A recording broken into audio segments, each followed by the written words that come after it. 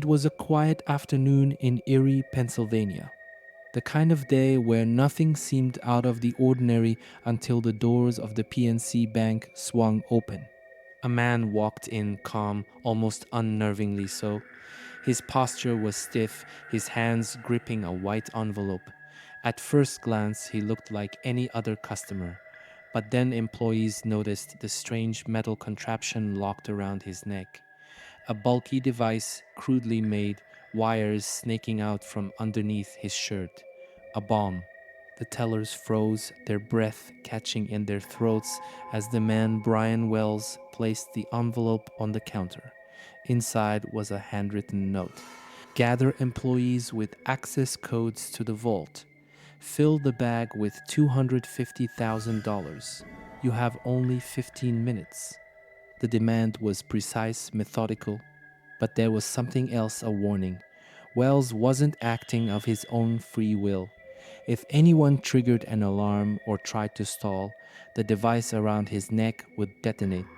One teller, struggling to keep their voice steady, stammered out that they couldn't access the vault on such short notice. Panic flickered in Wells' eyes. This wasn't going how it was supposed to. He pivoted, settling for the cash in the front drawers, a little over $8,000, not even close to what the note demanded. And then, as suddenly as he had arrived, he walked back out, clutching the bag of cash, the collar still locked around his neck.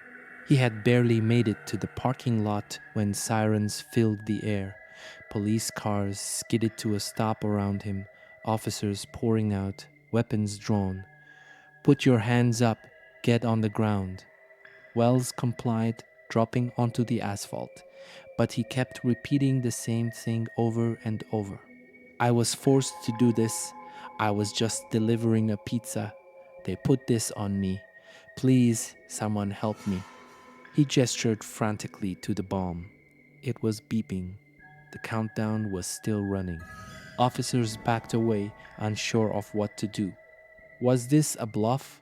A hoax? One officer radioed for the bomb squad. They were still miles away.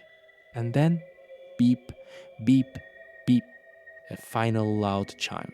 In a split second, the explosion ripped through the air. Brian Wells' body went limp. Officers scrambled back, stunned into silence. The man who had begged for help was now gone. But the real horror. This was only the beginning. Before he became the center of one of America's strangest crimes, Brian Wells was just a man living an unremarkable life. He was 46 years old, soft-spoken and polite, a creature of habit. For over 30 years, he had worked as a delivery driver for a small pizza shop, Mamma Mia's. He never married, never had kids. By all accounts, he was content with his quiet, routine-driven life. His co-workers described him as friendly but naive, someone who kept to himself and avoided drama. He wasn't the type to get involved in anything risky, let alone a bank heist. And yet, there he was robbing a bank with a bomb strapped to his neck. His mother, Jean Wells, was in complete disbelief when she got the call. "My son would never do something like this," she insisted. "Someone forced him." But here's where things got murky. Investigators started digging into Wells' background, looking for any sign of trouble, and they found something odd. Before he died, he had been seen with two mysterious individuals near a TV transmission tower, a secluded area on the outskirts of town. Why was he there? Who was he meeting? And more importantly, was he a victim or was he in on it all along? That's when the case took an even darker turn. Brian Wells knelt on the hot asphalt, his hands raised, his voice shaking. "I was forced to do this," he pleaded. "They put this on me. I'm just a pizza delivery guy." Around him, the police stood frozen, weapons drawn, eyes locked on the strange, clunky device wrapped around his neck. The collar was thick, made of metal, wires exposed, attached to what looked like a timer strapped to his chest. It didn't seem like an ordinary fake bomb. One officer moved in cautiously, scanning Wells' body for any sign of a trigger or remote detonation mechanism. Was this real, or was this a con, some elaborate act to gain sympathy? The officers weren't sure, but the beeping was real. Tick, tick, tick. Brian Wells looked up at them, panic taking over his face. The timer was counting down. I don't have time, he screamed. They said if I don't finish the scavenger hunt, it'll go off. Please help me. Scavenger hunt. That didn't make sense. None of this did. Backup arrived, surrounding the scene. Dozens of officers, a growing crowd, camera crews rolling in, capturing everything. Wells' arms trembled as he gestured toward the handcuffs around his wrists. He needed someone to get the bomb off, but the police weren't taking chances. They kept their distance. And then, a bomb squad was called in, but there was a problem. They were still miles away. Wells breathed heavily, his eyes darting between the officers, the growing number of spectators, and the digital display on his chest. It kept counting down. Was he a victim, or was he playing them? No one knew for sure, but they were about to find out. Time was up. A loud, high-pitched beep rang out. Then, boom. In an instant, a violent explosion ripped through the air. The collar around Brian Wells' neck detonated, sending a shockwave through the crowd. Smoke and dust filled the scene as police officers staggered back, their ears ringing. He was gone, just like that. Onlookers screamed.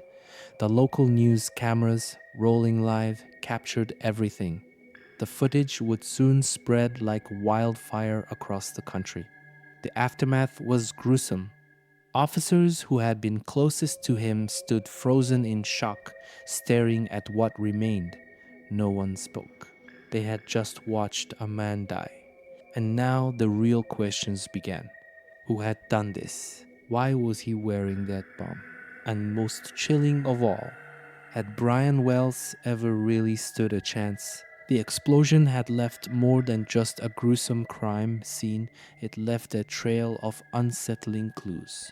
As investigators combed through the wreckage, they found something unusual. Stuffed into Brian Wells' pockets was a stack of handwritten notes. The paper was slightly crumpled, but the words were clear. A set of precise instructions. Each note contained a step, written in an eerily calm tone, like the script of a twisted game show. Proceed to the McDonald's on Peach Street. Look under the sign for the next clue. If you follow the instructions carefully, you will find the keys to unlock the bomb. Fail to complete each task in time and you will die.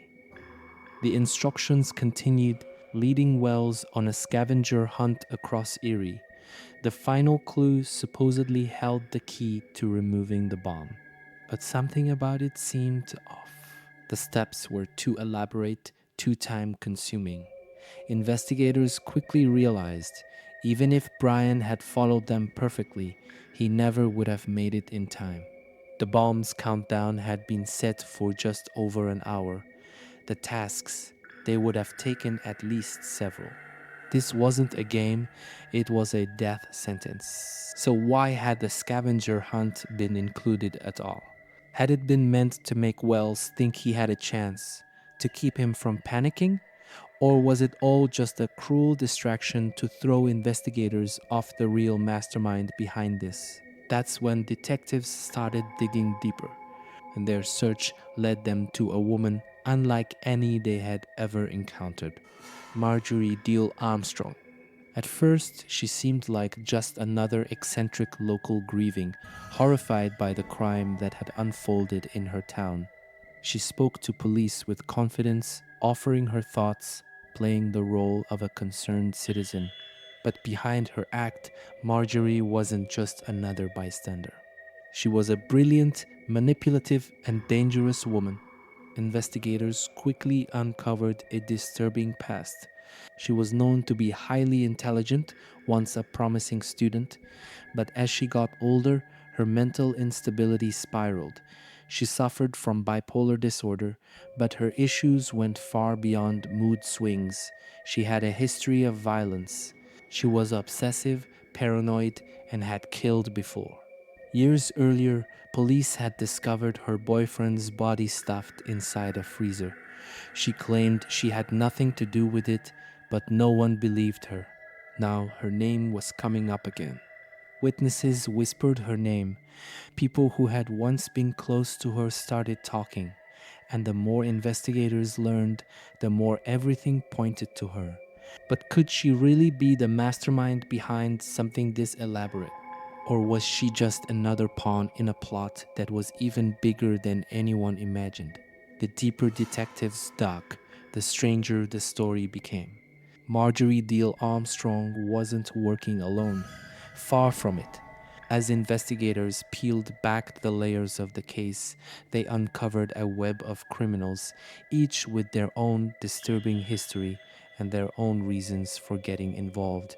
The first name that stood out: William Bill Rothstein. A former teacher and handyman, Rothstein was deeply intelligent, fluent in multiple languages, and had an obsession with puzzles and mechanical devices. He also lived in a rundown house near the very spot where Brian Wells had been lured before the heist. Rothstein was the one who had called police just days after Wells' death, claiming he had something to confess.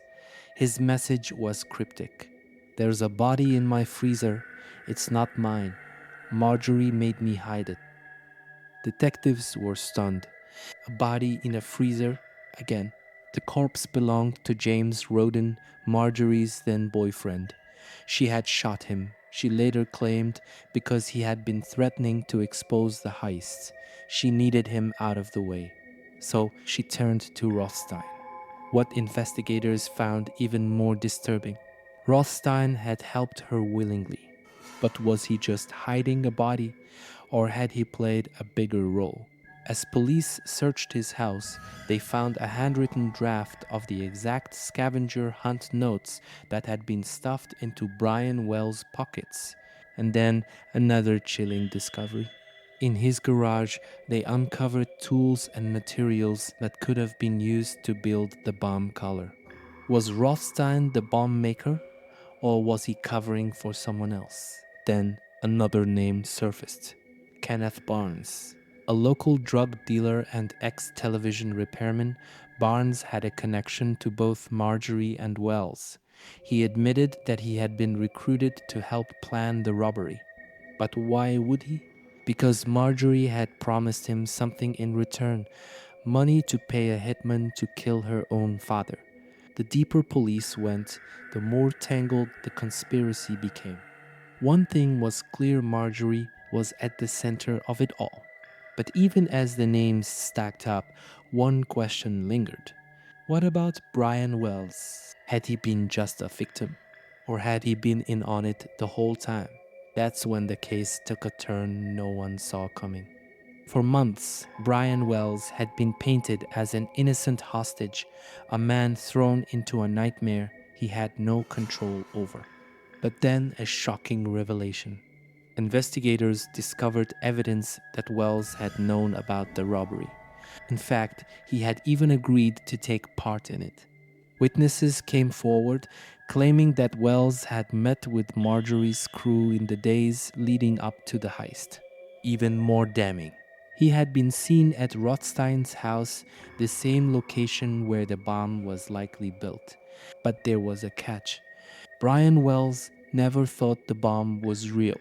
According to one informant, Wells had been told the collar was a fake, just an elaborate prop to make the robbery look more convincing. It was supposed to be a bluff, but someone double-crossed him. Someone decided the bomb should be real. Did Marjorie make the call? Did Rothstein build it behind everyone's back? Or was this the plan all along, to use Wells as a disposable pawn? The more police investigated, the more it became clear Brian Wells was never meant to survive. The scavenger hunt was unwinnable. The bomb was armed. The mastermind wanted him dead. But who in this twisted web of criminals had set him up to die? And why?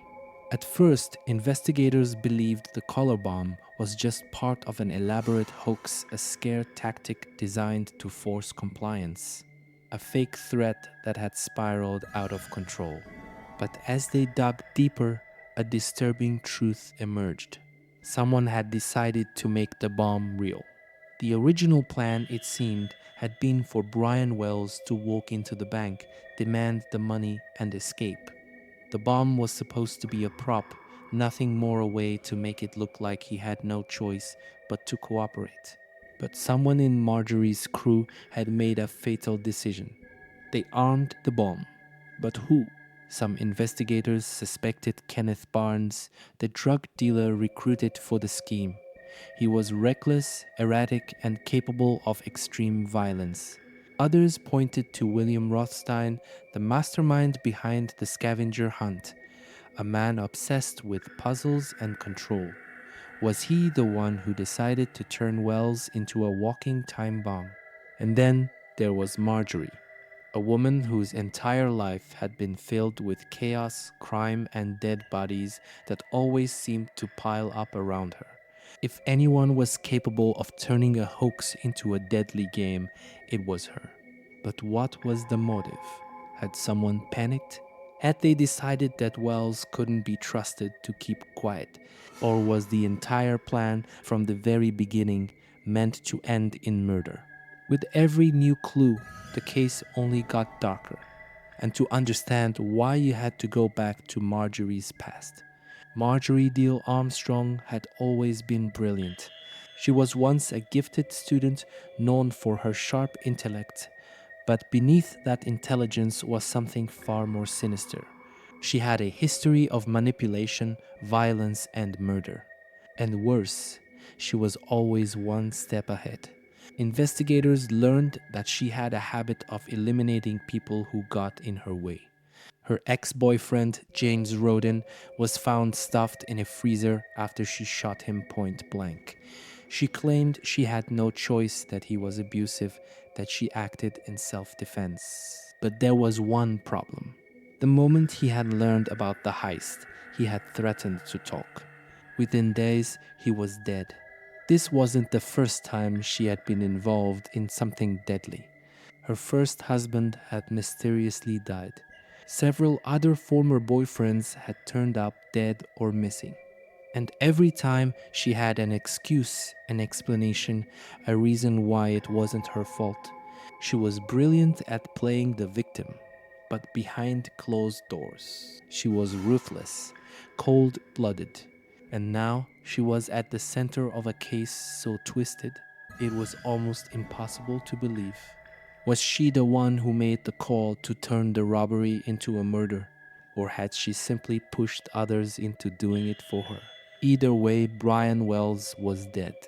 And Marjorie Deal Armstrong, she was only getting started.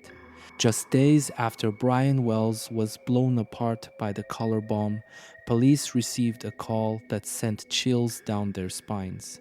The caller, William Bill Rothstein. His voice was calm, calculated too calm for a man who was supposedly reporting a crime. "I have something you need to know," he told the dispatcher. "There's a body in my freezer, but I didn't kill him." Detectives rushed to Rothstein's house, a rundown property cluttered with junk, and in the garage, a large industrial-style freezer. Inside was the decomposing corpse of James Roden Marjorie Deal Armstrong's boyfriend. Rothstein claimed he had nothing to do with Roden's death. According to him, Marjorie had shot Roden in a fit of rage, then begged him to help cover it up, and because he had a soft spot for her, he agreed. But the police weren't buying it. Rothstein wasn't some innocent bystander. He was a mechanical genius, a man obsessed with puzzles and mind games. And more disturbingly, he had lived just a short drive from where Brian Wells had been lured before the robbery. Investigators searched his home, and what they found changed everything. Handwritten drafts of the scavenger hunt notes, metalworking tools consistent with the bomb collar's construction, diagrams of a homemade explosive device. It was clear Rothstein wasn't just helping cover up a murder. He was part of the bank heist. But was he the mastermind? Or had he been manipulated by Marjorie just like all the others? Either way, he knew far too much. And then, before investigators could get the full truth, he died. Rothstein had been battling terminal cancer. Just months after his cryptic confession, he was gone, taking his secrets with him. With him dead, detectives needed someone else to crack. And soon they found the man who couldn't keep his mouth shut. The investigation had hit a dead end. Marjorie wouldn't talk. Rothstein was dead. Then another name surfaced: Kenneth Barnes. Barnes was a drug dealer, a man who had been wrapped up in Marjorie's schemes for years. He had been involved in the planning of the heist, but up until now, he had stayed quiet.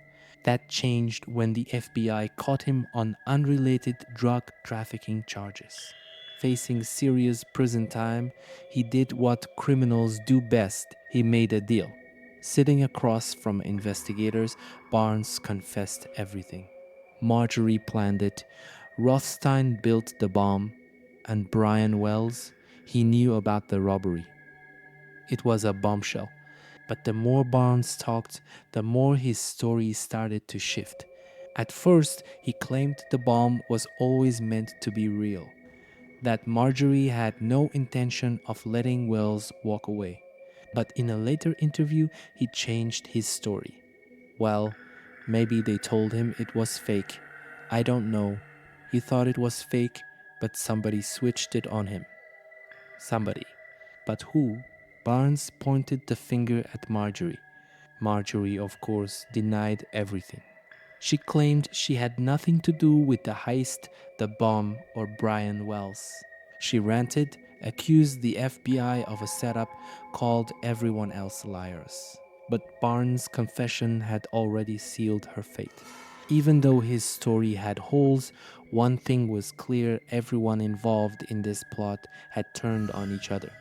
And yet, even with all the confessions, one question remained unanswered. Who made the final decision to kill Brian Wells? Had it been planned from the start? Or had someone in that twisted web of criminals decided at the very last moment that he was better off dead? By now, the case had become too big for local authorities to handle. A man had been blown apart by a color bomb in broad daylight, and the deeper police dug, the more twisted the conspiracy became. That's when the FBI took over. Seasoned federal agents arrived in Erie, Pennsylvania, determined to untangle the lies, betrayals, and manipulations. But they immediately hit a wall. Every suspect had a different story. Marjorie Deal Armstrong, she denied everything, said she was being framed, claimed she was too mentally ill to be involved in something so complex. Kenneth Barnes, he pointed at Marjorie but kept changing details about the bomb's construction. William Rothstein, he had taken most of his secrets to the grave. Brian Wells, his true role was still a mystery. Every time the FBI thought they were getting closer, the case twisted into something even stranger. And then they got a tip. Something small, but something that changed everything. A local gas station attendant called in with something strange. The night before the robbery, they had seen Brian Wells talking to people inside a blue van. The tipster hadn't thought much of it at first, just another customer in a parking lot. But after seeing the footage of Wells with the bomb collar, they realized something was very, very wrong. Wells had looked nervous. The people inside the van, they never got out. They just sat there talking to him through the window. And then he drove away. The FBI raced to track down the van. Had it been Marjorie's crew? Had they lured Wells into their trap that night?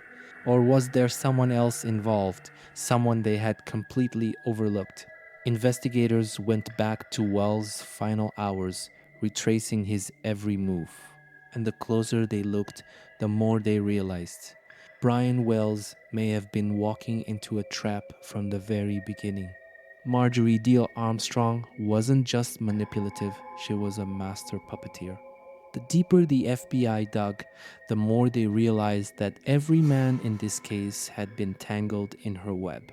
William Rothstein, Kenneth Barnes, James Roden, the man found in the freezer, and possibly Brian Wells himself. Marjorie had a long history of charming men, controlling them, then discarding them when they were no longer useful. Rothstein had known her for years. Despite his intelligence, he was obsessed with her. He had hidden a body for her, written her notes, and the FBI suspected helped build the very device that killed Brian Wells. Then there was Kenneth Barnes, a drug dealer and a former TV repairman. Barnes was no mastermind. He was desperate for cash, and Marjorie, she had a proposition for him. Help me with this robbery, and I'll pay you enough money to have my father killed. Yes, she wanted her own father dead. She believed he was hoarding an inheritance that should have been hers, and she was willing to orchestrate a deadly heist to fund a hit on him. And James Roden, the boyfriend she murdered, he had known too much about the robbery plan, so just weeks before the heist, she shot him in the head and stuffed him in a freezer. Everywhere the FBI turned, Marjorie's fingerprints were there. But what about Brian Wells? Had he been another pawn in her game? Had she seduced him, convinced him to take part in the robbery, only to betray him at the last moment? Or was he just collateral damage, an outsider who was never meant to leave that bank alive? The FBI had the pieces of the puzzle, but they needed hard proof. And soon they got exactly that. It was a routine search. The FBI had obtained a warrant to raid Kenneth Barnes' trailer, but what they found inside was anything but routine. Bomb-making materials, wires, metal casings, timers, blueprints for a homemade explosive device. It was exactly what they needed. The proof that the bomb wasn't just some last-minute addition. It had been built meticulously. It had been planned. And most disturbing of all, the device they found was nearly identical to the one that had killed Brian Wells. It was undeniable. Someone, possibly multiple people, had been involved in constructing a real working bomb. And that meant something chilling. Brian Wells was never meant to survive. Even if he had followed the scavenger hunt, even if he had obeyed every instruction to the letter, his fate had been sealed from the start.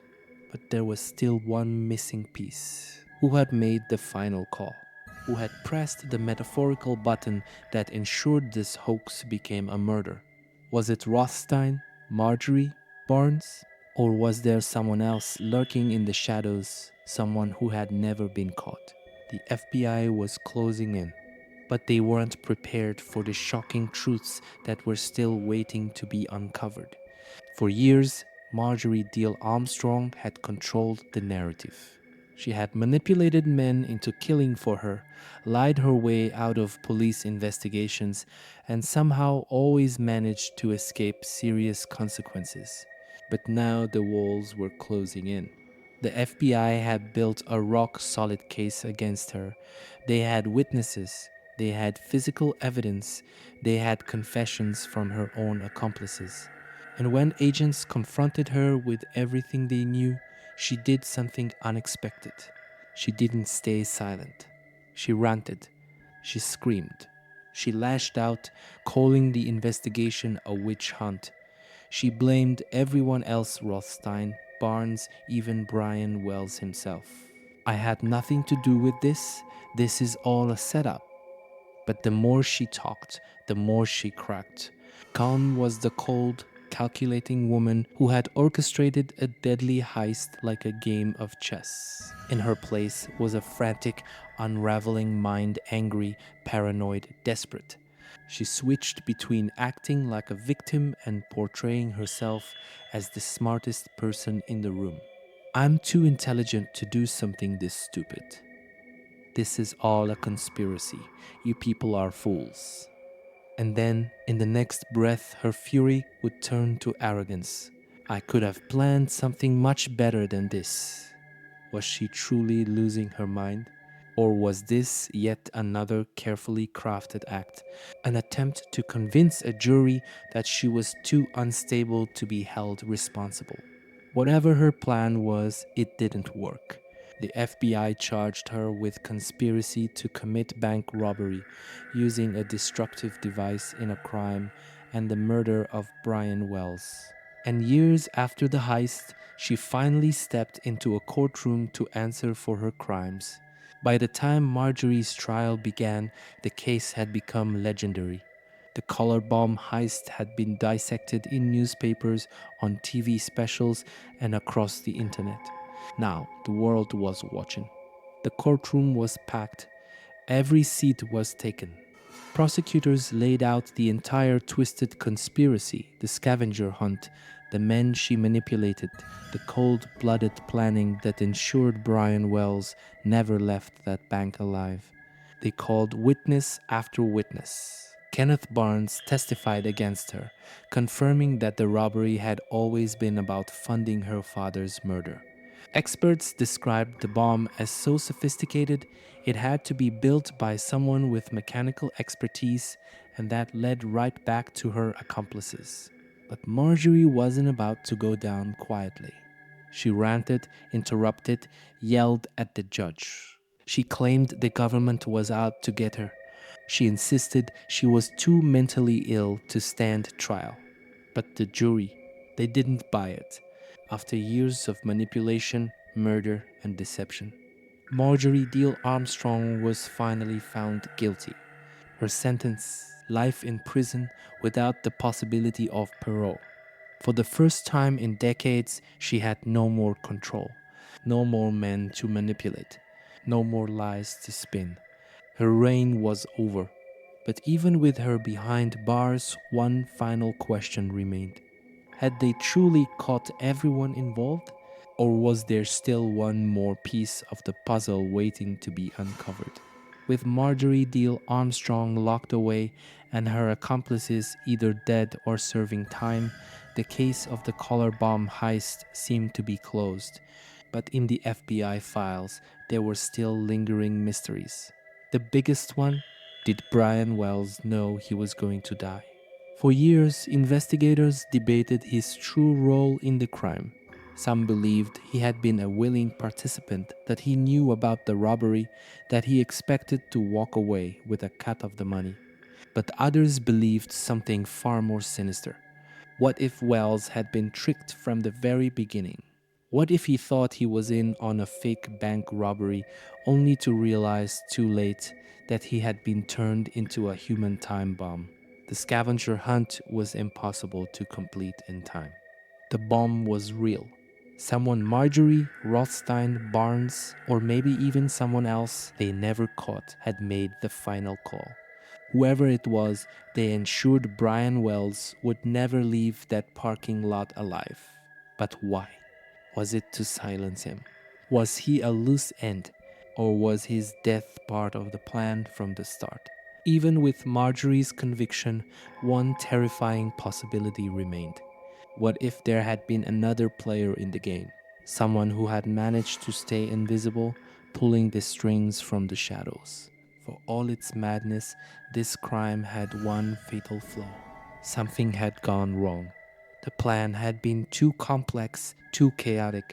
Had Brian Wells successfully escaped with the money, had the bomb never gone off, would we have ever known the truth? Or would the masterminds behind the plot have walked away untouchable, ready to do it all again? Even now, some investigators aren't convinced we got the full story. The people we know were involved, Marjorie, Rothstein, Barnes, were all incredibly intelligent. But the question remains, did they act alone? Or was there someone out there, someone who got away?